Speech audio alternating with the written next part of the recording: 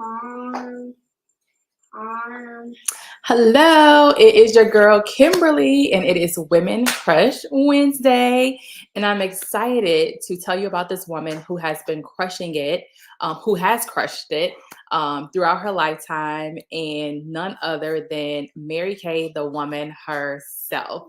So she started this company 60 years ago, and we're celebrating our 60th anniversary right now. But way back in 1963, she had big dreams, had no idea that it would turn into a multi-billion dollar company, what it is today. So let me take you back a little bit and tell you about the woman, Mary Kay.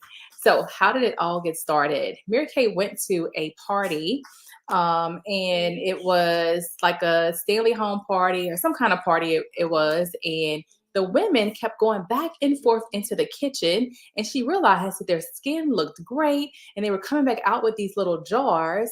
And so she wondered and was very curious, like, what is happening back here? So she went back there, and the hostess was putting skincare product into these little jars and giving it to these women. And these women were using that skincare, and their skin was looking fabulous, right? And so Mary Kay inquired. She started using the skincare also.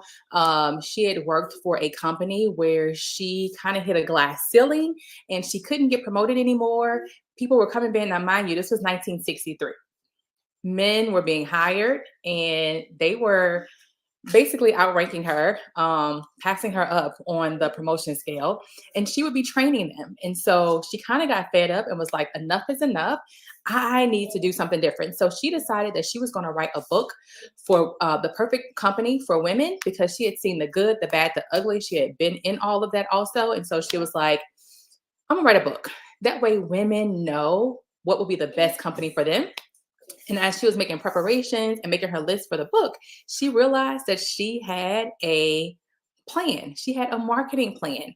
She didn't have the product yet, but she had a marketing plan. And so she remembered the skincare. She decided to reach out to the lady and ask the lady if she can purchase the skincare from her. And from that, Mary Kay decided to open up her doors and start Mary Kay Cosmetics.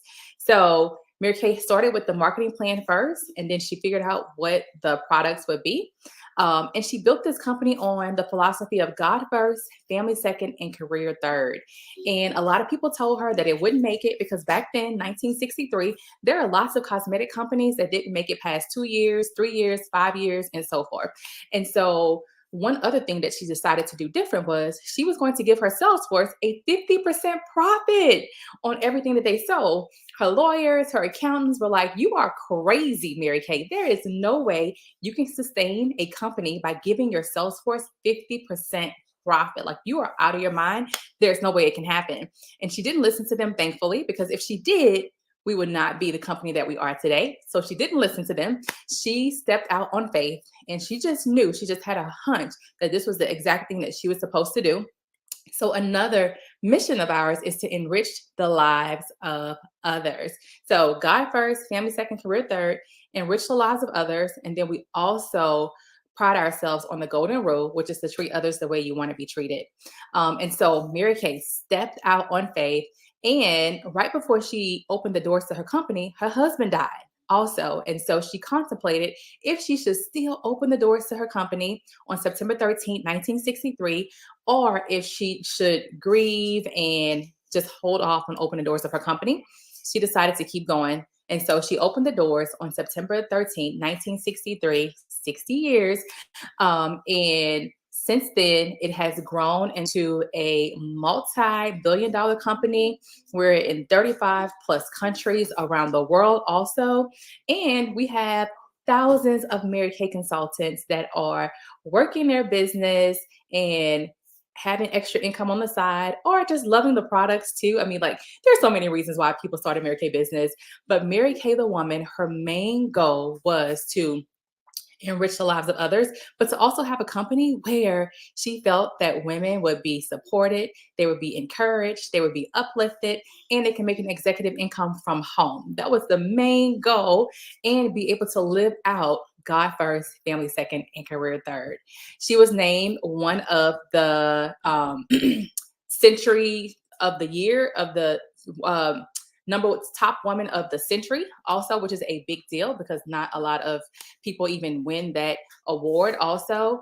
And she has been in multiple magazines, been on many talk shows. And one of the talk shows, she was on 60 Minutes, and the host asked her, do you believe that you're using God, right? Because again, our philosophy in Mary Kay is God first, family second, career third. And he asked her, do you believe you're using God? And she said, I sure hope not. I hope that he is using me. And so that has run throughout the whole company over the last 60 years.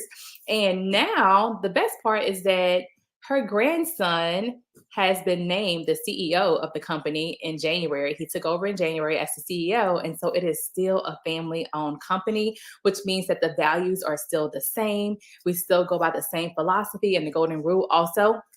And so Mary Kay has made a lasting impact on lots of families, lots of people around the world. I've run into people who have actually met Mary Kay, the woman, and the stories that they tell, and just how genuine and how loving and how kind and how people focused she was. One thing that she will always say is to pretend like people have a sign around their necks that says, make me feel important. And so every time she engaged with someone or had communication with someone, she always thought about, how can I make this person feel important? Even if she was walking through a hotel or she was walking through the cook staff in the back, she would always try to make whoever she came into contact with feel important. And so she has passed those on to her sales force also, to just always make people feel important, because you never know what others are going through.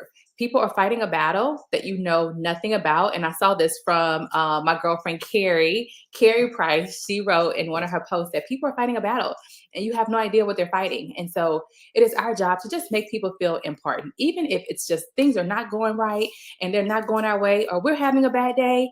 Just make others feel important also. And so that is something that Mary Kay always did throughout her life, was to make others feel important. Even when her husband died, right before she got ready to open the doors to the company, she still honed in on her sales force. And so she started with 9 of her friends.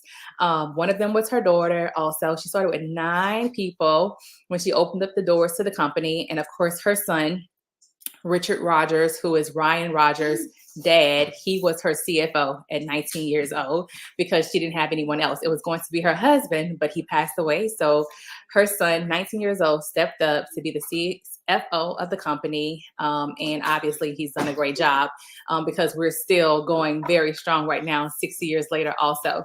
But I just wanted to just give you a little nugget of the woman, Mary Kay, because she has crushed it all throughout her life, and it's still impacting others even till this day. She died in 2001 on Thanksgiving Day, which was her favorite holiday. And even now, 23 years later, 22 years later, after her death, she is still impacting other people's lives and making a huge impact, a positive impact on what everyone else do that are in the company as well. And so with that being said, thank you so much for joining me. And next week we'll have another Women Crush Wednesday, same place, same time. Have a good night.